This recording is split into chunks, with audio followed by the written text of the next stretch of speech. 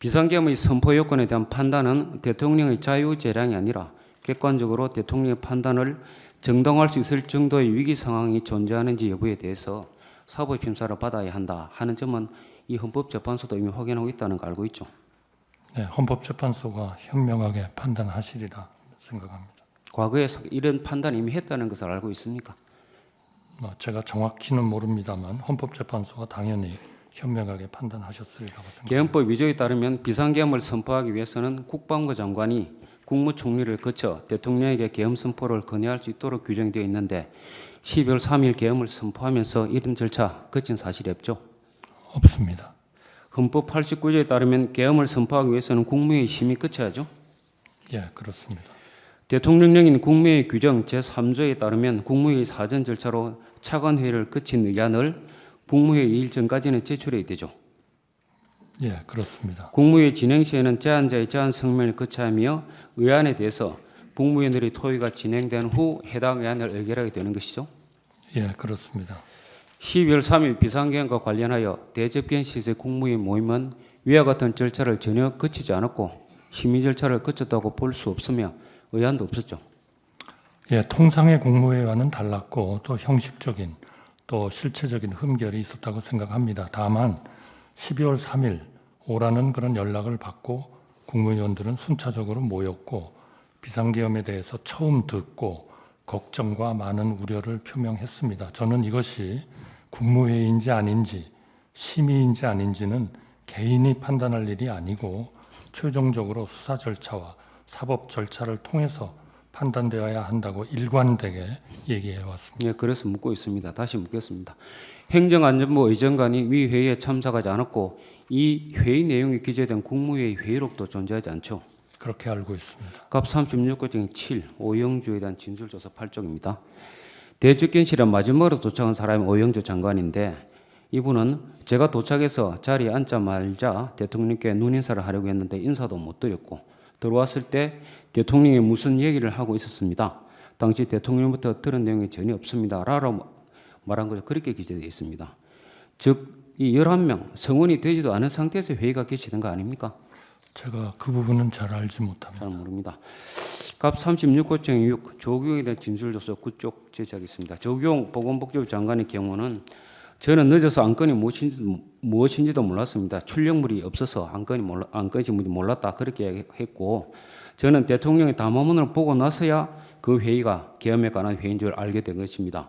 라고 말한 것으로 기재되어 있고 이 국무위원들 외에도 최상목, 조태열 등 대부분의 국무위원들이 수사 과정이나 국회 국정조사 특위 과정에서 안건이 무엇인지도 모르고 안건에 대한 심의 의결 과정이 없었다고 진술했는데 그런 내용도 알고 있죠.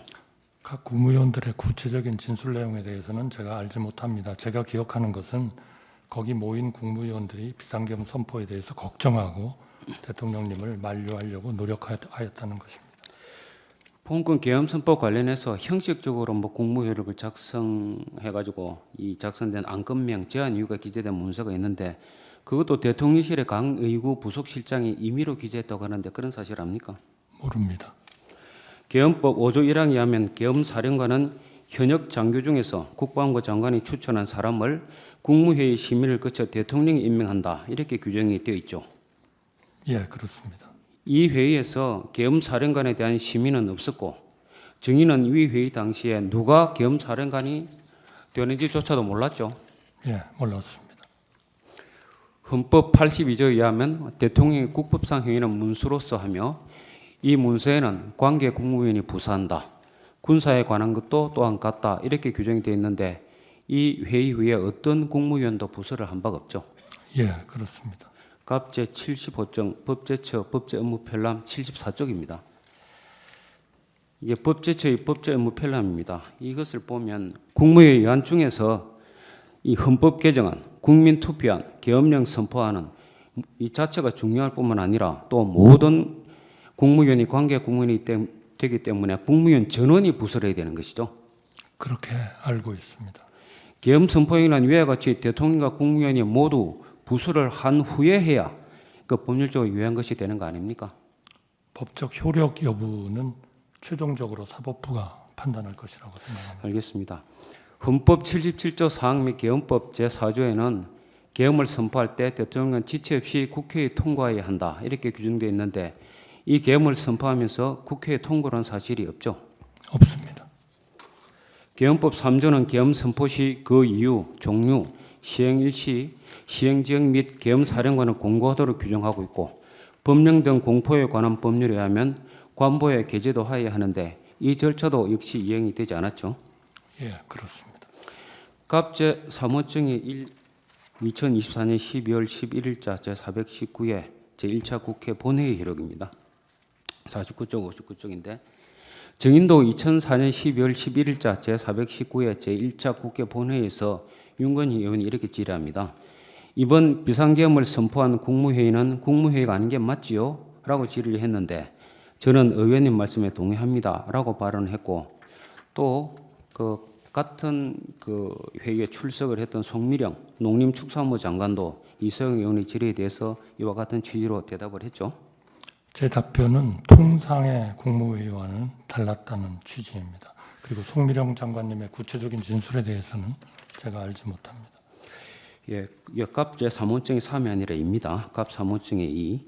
2024년 12월 13일자 제419회 제3차 국회 본회의에서도 임미애 의원의 질의에 대해서 정의는 국무회의 소집 절차나 실체나 이런 것들이 전혀 갖춰지지 못했다 하는 말씀을 드립니다. 이렇게 대답을 했죠.